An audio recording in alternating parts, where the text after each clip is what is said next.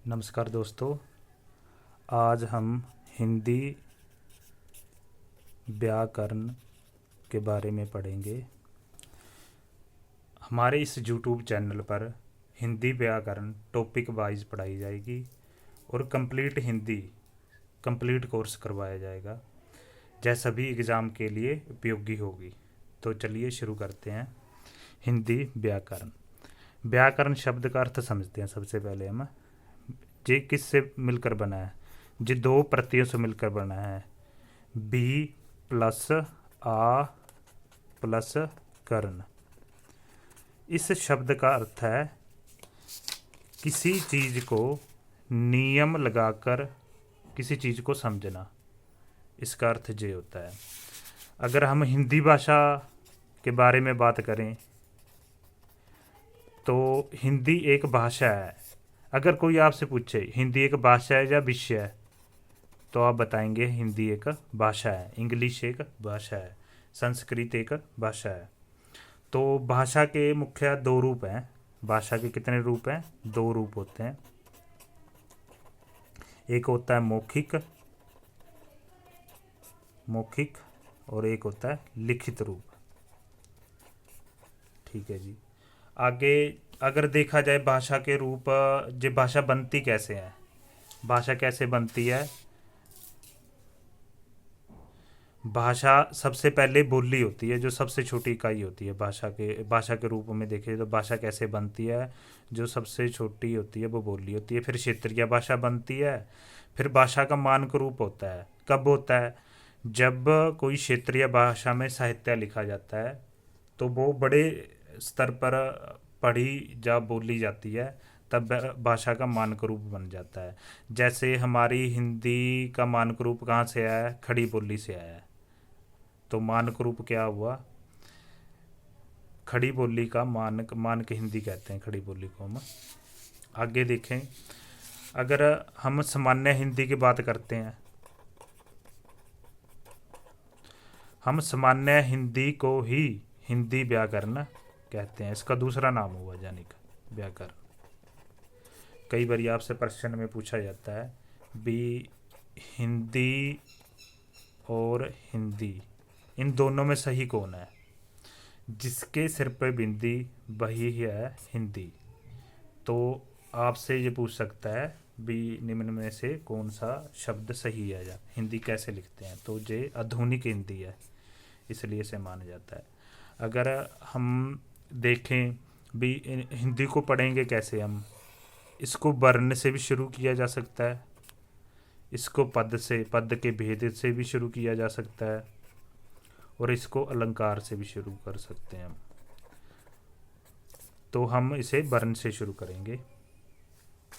वर्ण से शुरू करेंगे तो हिंदी व्याकरण है ना, जो हमारी हिंदी व्याकरण,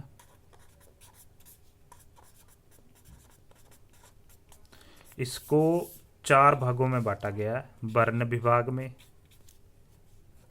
शब्द विभाग में, पद विभाग में और वाक्य विभाग में। जिसमें वर्णों के बारे में पढ़ा जाता है उसे वर्ण विभाग कहते हैं। जिसमें शब्दों की जानकारी या शब्दों के बारे में पढ़ा जाता है उसे शब्द विभाग कहते हैं।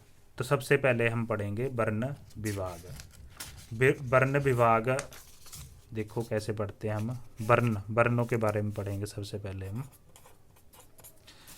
पहले वर्ण आते हैं, उसके बाद आता है हमारा अक्षर, उसके बाद आता है हमारा शब्दांश, उसके बाद आता है हमारा शब्द, उसके बाद आता है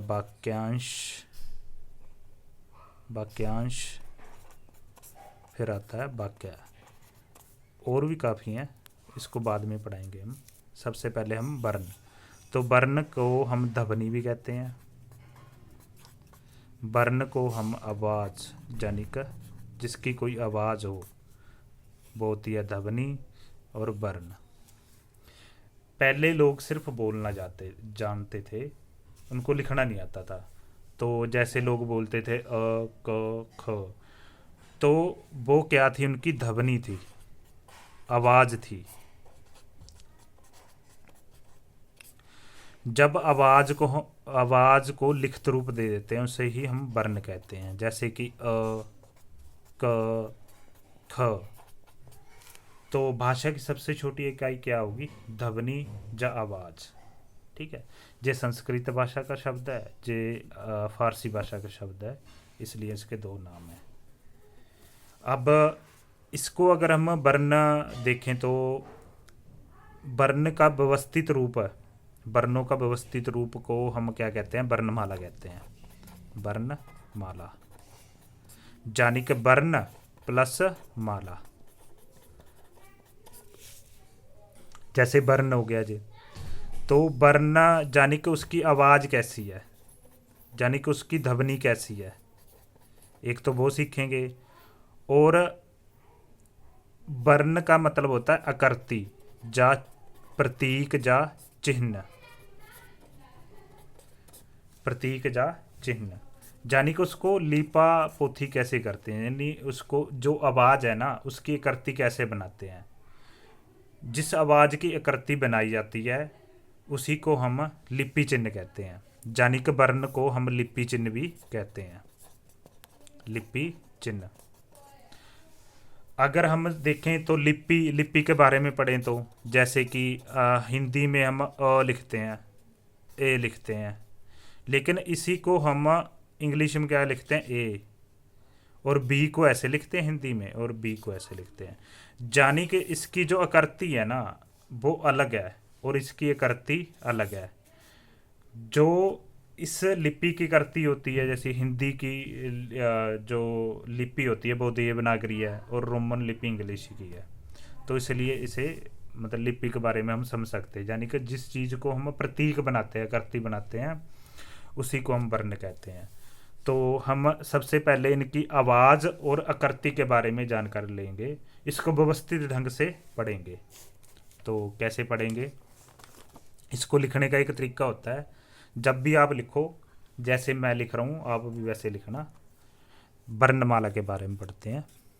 वर्णमाला यानी कि वर्णमाला, जैसे कोई गले में हम माला डालते हैं, ऐसे फूलों की माला है, वो सजा के लिखते हैं ना, हम सजा के परोते हैं उसके बाद डालते हैं नहीं।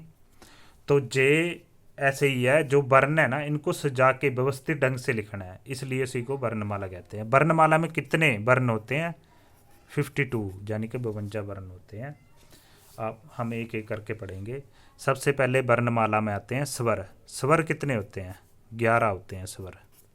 स्वर कितने होते हैं? 11। एक मिनट रुकिए। स्वर होते हैं 11। कौन कौन से होते हैं? जैसे इनको बोलना भी है साथ में, घर वालों को पता चले भी आप पढ़ रहे हो, आवाज़ दूर तक जानी चाहिए, आपकी कमरे से बाहर तक जानी चाहिए। जैसे कि अ, बोलो अ, आ, ई।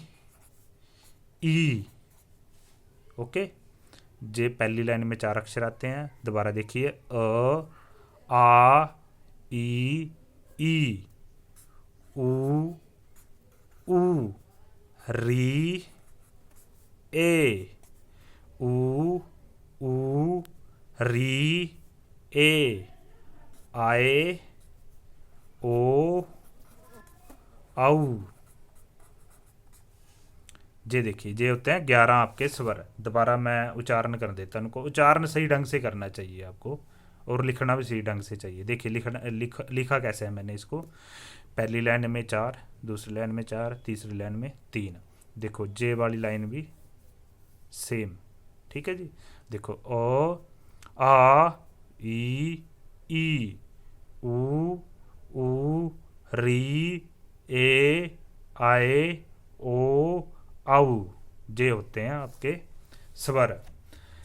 कई बार हमें परीक्षा में पूछा जाता है भी हिंदी व्याकरण है, जो हिंदी भाषा में स्वर कितने होते हैं।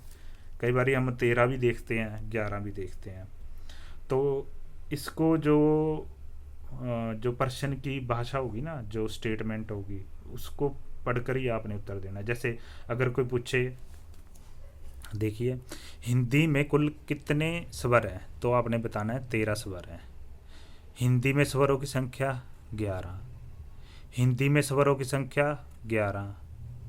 हिंदी में मूलतः स्वरों की संख्या 11। ठीक है जी, ऐसे ही आपने बताना है।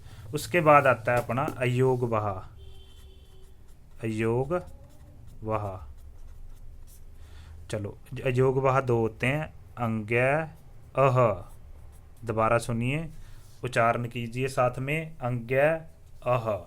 ठीक है जी। इसके बारे में बताने से पहले आपको व्यंजन के बारे में पढ़ना चाहिए। जैसे व्यंजन, हमारे व्यंजन टोटल 33 होते हैं। कौन कौन से होते हैं देखिए। इसको भी लिखने का एक तरीका होता है। छोटे बच्चे होते हैं ना, कोई भी अगर बड़े हो चाहे छोटे हो तो इसको भूल जाते हैं भी कौन सी लाइन कहाँ पे आएगी। तो इसको लिखने का एक तरीका देखिए। इसको लिख सकते हैं हम कच कच ट तप। ठीक है जी। जे के आगे कच्च ट तप। दोबारा बोलिए, कच्च ट तप। ठीक है जी। और पहली लाइन में 5 अक्षर आएंगे, क ख ग घ अंग्या। इसको बोलने में बहुत दिक्कत आती है। चलिए आगे पढ़ें, च छ ज झ य ट ठ ड ढ ण त थ द ध न प फ ब भ म। देखिए अब हम बोलते हैं इनको, इनका उच्चारण करते हैं। इनका उच्चारण लगभग सभी गलत बोलते हैं, आई थिंक। मैं जब भी पढ़ाता हूँ ना बच्चों को तो वो सभी इनको गलत बोलते हैं। तो इनका उच्चारण हम कैसे करते हैं देखिए। अगर हम बात करें, एक मिनट रुकिए, जैसे कि इसका उच्चारण क्या होगा, इसका उच्चारण क्या होगा, और अणा। देखिए इसका उच्चारण सबसे सिंपल है, जो इस वर्ग का तीसरा वर्ण है उसी का उच्चारण आएगा इसमें। कैसे आएगा देखिए, इसका उच्चारण आएगा अंग्य, आधा बोला जाएगा जे ग, अंग्य अय अण न म, जैसे बोला जाएगा। आगे से ध्यान रखना। दोबारा उच्चारण करते हैं हम। क, मेरे साथ बोलना, जोर से बोलना। ठीक है जी। क ख ग घ अंग्य च छ ज झ य ट ठ ड ढ ण त थ द ध न प फ ब भ म। आगे देखिए, इसी को आगे लिखने का तरीका और क्या है, जो जो खाली स्थान है ना, जो खाली जगह दिख रही है, इसी के छेद में लिखना है अपने। जश जश क्ष, जैसे कि हमने इस लिखा था कच कच ट तप तप, ऐसे लिखना है अपने, जश क्ष। इसमें 4 अक्षर आएंगे, जा वर्ण आएंगे, य र ल व श श स ह क्ष त्र ज श्र। ठीक है जी, जे आता है इनका उच्चारण। आपने इन सभी का उच्चारण सही ढंग से करना है। ठीक है जी। उसके बाद हम नेक्स्ट वीडियो में करेंगे, इनका उच्चारण दोबारा से करेंगे और इनके बारे में बताएंगे भी, वर्ण विच्छेद, संयुक्त वर्ण के बारे में पढ़ाएंगे। ओके, आज इस वीडियो में इतना ही। धन्यवाद।